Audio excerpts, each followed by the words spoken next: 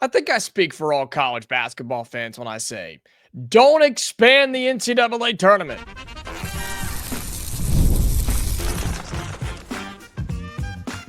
You are Locked On Hoosiers, your daily podcast on the Indiana Hoosiers. Part of the Locked On Podcast Network, your team every day.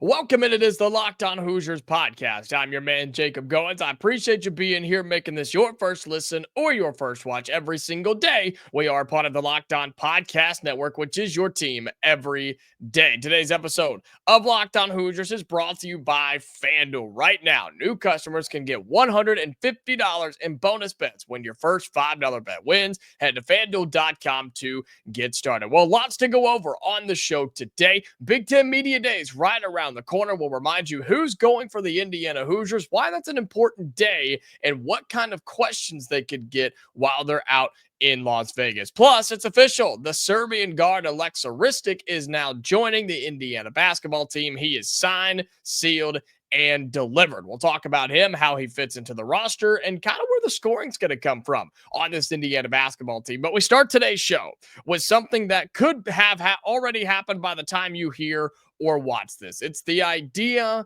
of the expansion of the NCAA basketball tournament. We got reports a couple of weeks ago. Pete Thamel was a big one from ESPN that said that they were coming close to a decision. Officials were coming close to a decision on expanding the NCAA tournament, whether they wanted to or they didn't want to, right? And we know that it's been several numbers throughout the years. The latest couple were 64, then 65, and then up to 68, right? We've known how this has gone for a while. Went to 68 back in 2011. That's where the first four came in, the couple of games in Dayton, Ohio. And it's been 68 teams since then. And correct me if I'm wrong here, has it been broken? Is something not working properly? Is it not functioning right? I mean, are there teams being left out that are just absolute locks, no doubt about it, should be in? I mean, is there something wrong with the 68 team field?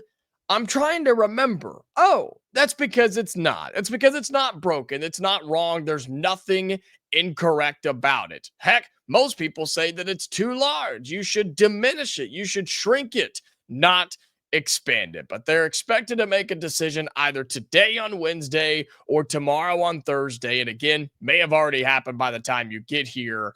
My entire point of this episode today is to say, don't expand anything. That's the college football playoff. That's the NCAA tournament. Heck, that goes for college baseball and softball too.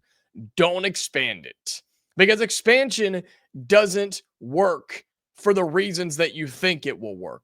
Expansion is there for one reason. They expand things like this. They add more teams for one specific reason.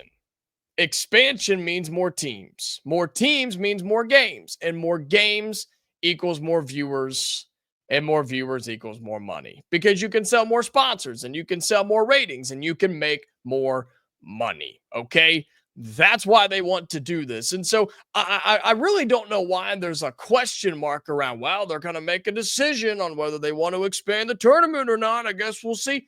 Are we seriously? Are you really going to be that stupid to think that they're not going to expand it, that they're not going to vote on this idea to have more teams, more games, more revenue, more sponsors, more money? Why would they? Why would they vote no? They're the ones that proposed it. They proposed the idea. They're not going to say, well, we had this idea that we really liked, but, we don't want to make more money this year. That's okay. You guys enjoy. Have fun with 68. That's not going to happen. It's going to be approved. They will expand the tournament, and it's either going to be to 72 or 76. And they're saying the more likely is 76, which, of course, would be an addition of 8 teams to the tournament, something we have not seen since the 80s, okay? And I'm very vocal about the idea that when you add more teams to a postseason like this, whether it's basketball or football, you are not delivering a proper postseason. And what I mean by that is this is not the proper way. This is not the correct way. This is not the accurate way to crown a true national champion. In college football, I was not a huge fan of the two-team BCS system, but I think we have quickly come to learn BCS wasn't the problem. The system wasn't the problem. We just needed a few more teams. Maybe not 12, not 16, not 24, which is where we're heading, but we needed more than two. We thought it was the BCS computer system, but turns out the people in the room are idiots too, and you can't rely on them because there's no accountability and they can do whatever they want and then get paid a bunch of money, go home and be happy and sleep well at night. We just wanted a few more teams in using the computer system and a couple of more teams who deserved a shot to get that shot, right? Because you wanted it to be this idea that you could crown the true national champion. I think 12 is too many for college football. I think 16 or 24 or however many they go, the more you add, the more watered down that it gets. And college basketball is the same way. This past year, yeah, you saw all four number one seeds make the Final Four. We haven't seen that in a long time. And how many times does that actually happen? Because you're playing a single elimination 6-game tournament. That's what you have to do right now, is win 6 games, round of 64, round of 32, Sweet 16, Elite 8, Final Four, and national championship. You have to win 6 games in a row and can't slip up. Man, that's a lot. That's hard in today's game of college basketball. And you add more teams to the tournament, which means you're going to add another game most likely, or if you keep expanding, you could add an entire another round to the NCAA tournament. I just don't think that's the proper way to crown a national champion. And it seems like we have forgotten this idea that we're doing all of this to crown a champion. But they don't care about that. The NCAA doesn't care about who wins. The networks, the TV and radio networks don't care about who wins. They just want as many games as possible on the network so people can listen, they can sell it, and they can make more money. Expansion is a bad idea. And you can't sit here and tell me that the 69th best team in college basketball deserves a shot at a national title. Did West Virginia, with head coach Darren DeVries and an injured Tucker DeVries, did that team really deserve a shot at a national championship last year? I think they deserved to be in the tournament, but they were never going to win it all. And what did they do in the season that told you so? What about Indiana? Take the Hoosiers, for example. We felt like we got robbed, and I think we were. I think we should have at least been in the tournament. But do we really believe that by expanding the tournament and letting a team like Indiana in from a year ago, does that make the tournament better? Does that make it better, or does it water it down? Does it make it weaker? Does it kind of make it just, not as important, not as exciting, not as big of an honor to make the tournament? That's how I look at it. And I look at that from football, basketball, and beyond. Doesn't matter. They're going to do it anyway. They don't care about you. They don't care about me. They don't care about the teams. They don't care about the players. They don't care about the coaches. They will do whatever it is they want to do because the NCAA is struggling so bad for money and they're struggling so bad for power and relevancy that they're going to do whatever they can to stay in the news. So go ahead and buckle up and be ready. The NCAA tournament's going to expand. I just think it's a horrifically bad idea on very many levels. But again, they don't care about you and they don't care about me. And they're going to do whatever they need to do to make a quick dollar. All right, coming up here on Locked On Hoosiers, we will continue talking basketball, but we have some news about Indiana as it's official. The Serbian guard Aleksa Ristic has signed with the Hoosiers. We'll talk about him coming up next right here on the Locked On Hoosiers podcast. Today's episode of Locked On Hoosiers is brought to you by FanDuel. Summer sports are in full swing, and whether you're all about baseball under the lights, golf on the green, or high-stakes soccer action, FanDuel is the best way to make every game even more exciting. You're already following the action, right? So why not make it a little bit more thrilling? With FanDuel, you can get in on the game while your friends are getting sunburned at the beach. I've been using FanDuel to track a bunch of players, golf on the weekends, baseball during the week, heck, even soccer and WNBA. You can do all of that with FanDuel. If you're sitting on the couch or in the recliner and you're watching the game anyway, you may as well add a little spice to it by using FanDuel, okay? If you're new to FanDuel, new customers can bet just $5 and get $150 in bonus bets if your first bet wins. Open the FanDuel app today or visit FanDuel.com right now to get started.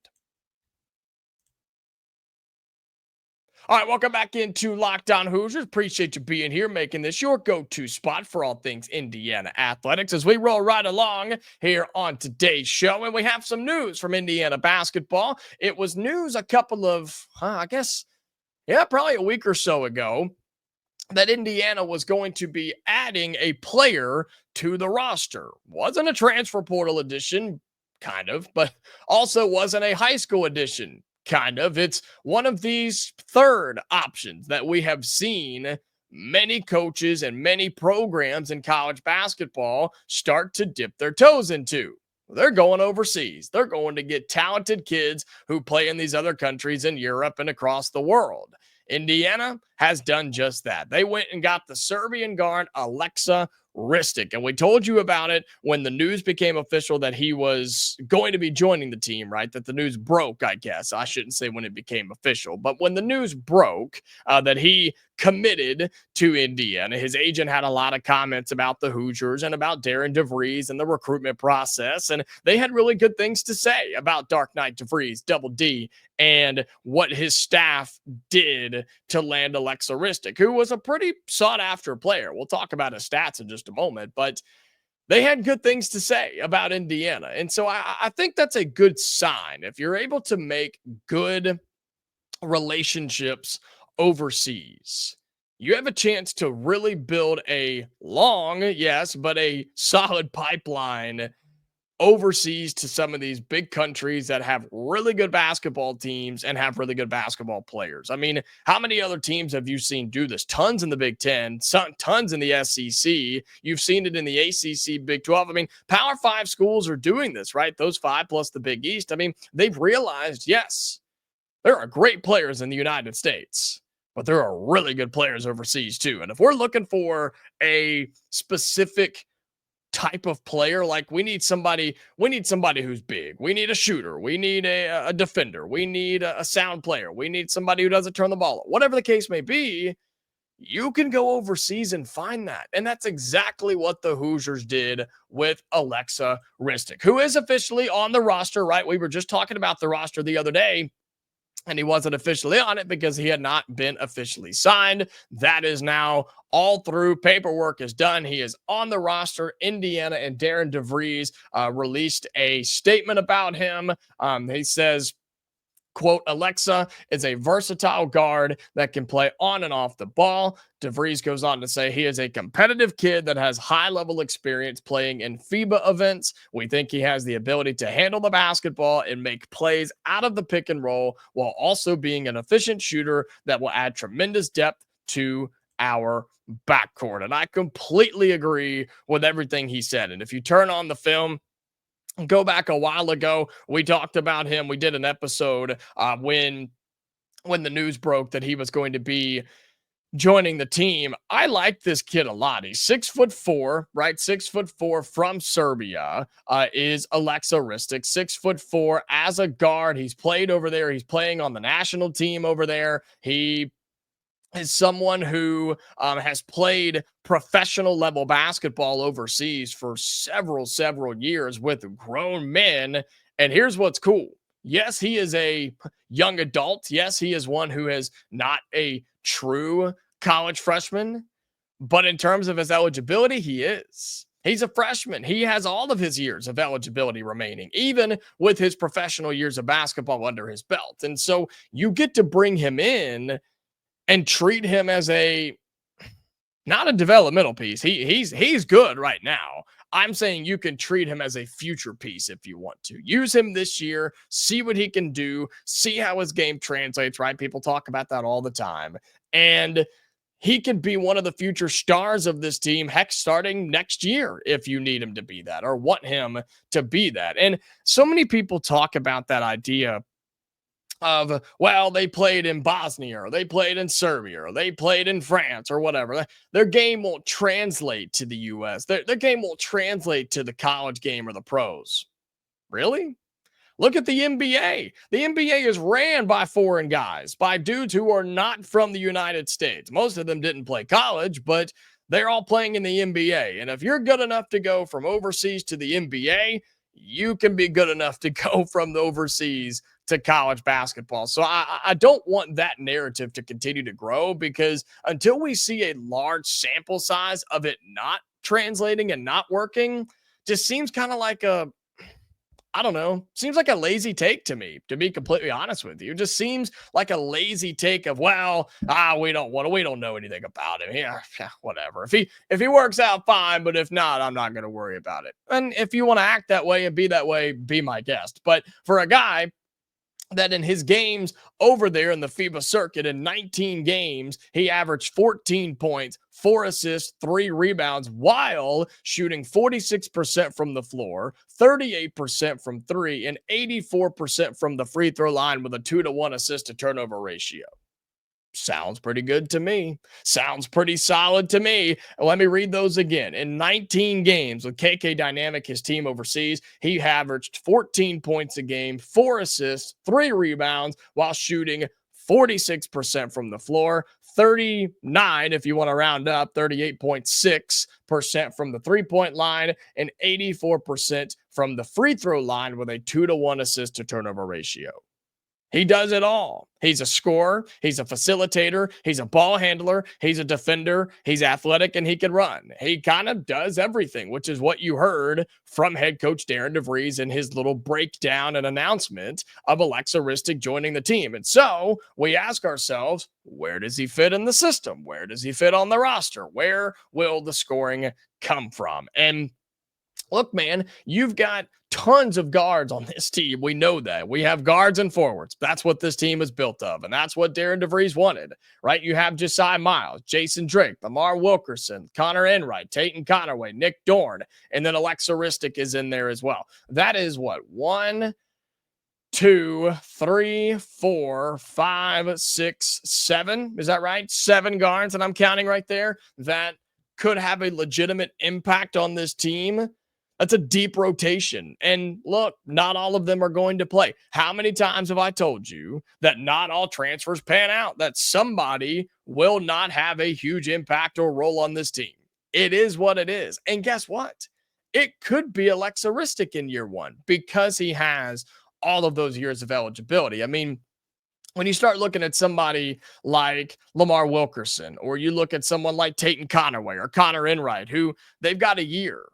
They've got a year, so you've got to use them. And I think that's what you'll see DeVries and this staff do, but they're going to play the ones that give you the best chance to win. And if you start putting Aleksa Ristic in practice and you start to see him really build up and get comfortable and be a consistent shot maker, a consistent shot taker and shot maker, a consistent defender, a ball handler, a facilitator, one who is just a sound basketball player, which you would expect from him being overseas, maybe he gets to the point where you can't keep him off the floor, right? And how many times do we see that too? It's like, yeah, expectations weren't high for this guy, but he did it all the right way. He made shots. He didn't turn it over. He did what we told him to do. He was a good defender. It was impossible to keep him off the floor.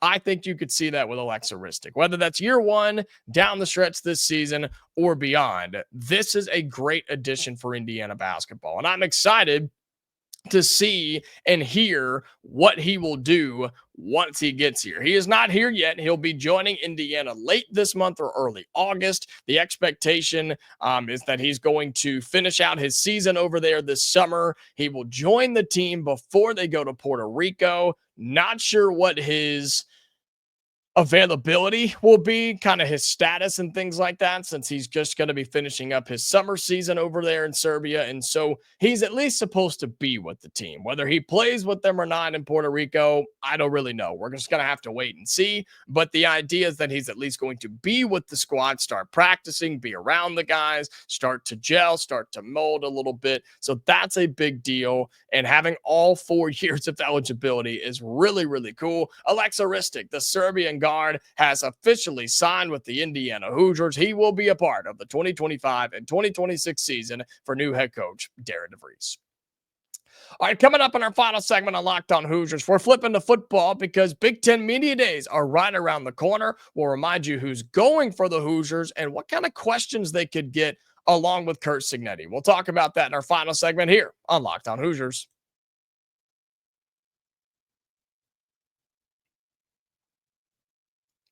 All right, final segment on Locked On Hoosiers. Again, thank you so much for being here, supporting the show, however you do that. If you're on audio, right, your Spotify's, your Amazons, your Apples, or however you listen to the show every single day. Thank you for doing that, first of all. And then also, if you are following the show, if you're sending it out to your friends and family or coworkers, someone on the bus, subway, I don't care, however you want to get this out. If you know somebody who's an IU fan, they need to be watching or listening to this show right here. So if you are on the podcast version, send this to somebody, have those notifications turned on, and follow us if you can. And then if you're on YouTube, watching on the video every single day, 3 steps. I need you to do them for me super quick. Hit the thumbs up, like the video, tells me you like what's going on and you want to see more content. Drop your thoughts down in the YouTube comments below. Are you a fan of expansion? Do you not want to see expansion? Is it just inevitable and you're going to watch it regardless? Plus, tell me what you think about Aleksa Ristic. Also, Big Ten Media Days, some questions you want to hear answered from the guys in Las Vegas. And then subscribe to the channel if you haven't already. We're giving you an updated count every single day as we make a push for 6,000 subscribers. I think we can get there before the end of July, which would be really, really cool. We're at 5914, so we're well on our way to 6K. So thank you so much for doing that. And however you support the show, it truly does mean a lot. All right, so final segment here on today's episode of Locked On Hoosiers. And as we mentioned, Big Ten Media Days right around the corner. It will be the 3rd week of July, Monday, Tuesday, Wednesday, July 21st, 22nd, 23rd, out in Las Vegas. And the Indiana Hoosiers will go on Tuesday, July 22nd. So, of course, Curt Cignetti will be out there. He'll get on the main stage. He'll talk to the Big Ten Network. He'll talk to other radio guys and TV people and a bunch of journalists, breakout rooms and things. It's a really neat thing. And every year, right, at Big Ten Media Days, SEC Media Days, heck, Big 12 Media Days, they've already put their foot in their mouth. Somebody says something. There's always a moment or several moments with commissioners or coaches or players. There's always something that's headline news. That's, quote, bulletin board material, right? That's such an overused term, but it is true in this sense, where they always say something that gets people fired up. The Big 12 commissioner said that they're going to be the deepest conference in college football this year. That's wrong, but you can believe that if you want to, if you're naive. And so I'm curious on what happens in SEC Media Days, which is the week before, and then Big Ten Media Days, which is that week of July 21st, 22nd, and 23rd. And Curt Cignetti is going to be there. All the head coaches across the Big Ten college football will be there. And just a reminder, Indiana will be bringing Aiden Fisher, Mikail Kamara, and Elijah Sarratt will be the 3 representatives for the Hoosiers at Big Ten Media Days. You've got your star linebacker, your star defensive lineman, and your star wide receiver. Makes sense to me, right? Linebacker, defensive end, and wide receiver. You've got 2 All-Americans and one who could flirt with it with Elijah Sarratt. Guys that have been with Cignetti for a long time. They came with him from James Madison. They've been on this team. They were a part of it a year ago, one that made the college football playoff, and one that are going to try and do it again this year. And I think there will be a lot of questions like that is, hey, what was it like last year? Year 1, winning all those games, winning double digits, going to the playoff, playing Notre Dame. How was it? What was that experience like? Where did that come from? Did you expect it, right? What moment did you know that this team was legit, right? You're going to hear all those questions. But I expect Curt Cignetti to get some questions, and I hope that he gets some questions. Hopefully people have the stones to ask these. That's great, but how do you do it again? How do you get there again? How do you flirt with it again? How do you move past last year and focus on this year with a team that is extremely talented? And I expect Curt Cignetti to get on his soapbox and defend his team, because nobody is talking about Indiana. Nobody wants to believe this team can go over their 8.5 win total with our friends at FanDuel. Everybody says, under the setback season incoming. I could see it from a mile away. Ain't no way that they can have a similar season that they did a year ago. But I keep telling people, just look at the roster. It got better than it was last year. The schedule's harder, sure, but the roster's better too. And so I'm hoping that Curt Cignetti will kind of go to bat for his guys, and I believe that he will. And I think he is a coach, based off what we've heard and seen. he is a coach that will not live in the past. He will enjoy what last year was. He will appreciate what last year was, but he will not let this year's team get caught up in that because there are a bunch of new players and ones that were not a part of that last year. And some guys that graduated who are no longer here or transferred out or whatever. I believe that Cignetti will say that at Big Ten Media Days, along with his players, too. They will be trained. They will be ready to go because I believe that the players on this team are a direct reflection of their head coach, which is how it should be, good or bad. And I believe that Sarratt, Kamara, and Fisher will all be buttoned up and ready to go for this. And I can't wait to hear what they say. I can't wait to see how they look and how they act and the swagger that they have because they should have swagger when they're walking around Big Ten Media Days. And I said this a couple of weeks ago when the names were announced that Indiana should get full coverage. Indiana should be a big day on that Tuesday at Big Ten Media Days. People should be curious on what's happening in Bloomington. If they're not, then that's on their fault. That's up to them, and that's their loss, I think, because this is a big program now with Curt Cignetti in year 2. This is a program that's trying to go back and win double-digit games and make it to the college football playoff. Why would you not want to hear from these guys? Why would you not want to hear from 2 All-Americans and then Elijah Sarratt, who's one of the best receivers in college football? You're telling me you're too good to talk to them? You're too good to hear what they have to say? Then boo you and go on. Do your thing and go cover, Northwestern or something. That's up to you. But I'm excited to hear what they have to say. And we're going to have that covered for you. We're going to talk about all that here on the show. Still have a couple of weeks, but I wanted to kind of bring that back up. Just a reminder that it is Aiden Fisher, Mikail Kamara, and Elijah Sarratt who will be joining Curt Cignetti in Las Vegas for the Big Ten Media Days coming up on July 22nd. All right, that's going to do it for today's episode of Locked On Hoosiers. Thank you again so much for being here. Great show once more. Appreciate you being here. Again, just support the show any way that you can on audio or on video, okay? We are back tomorrow. We have shows the rest of this week, of course, heading into next week as well. And so until next time, Hoosier fans, stay safe, and I'll talk to you later.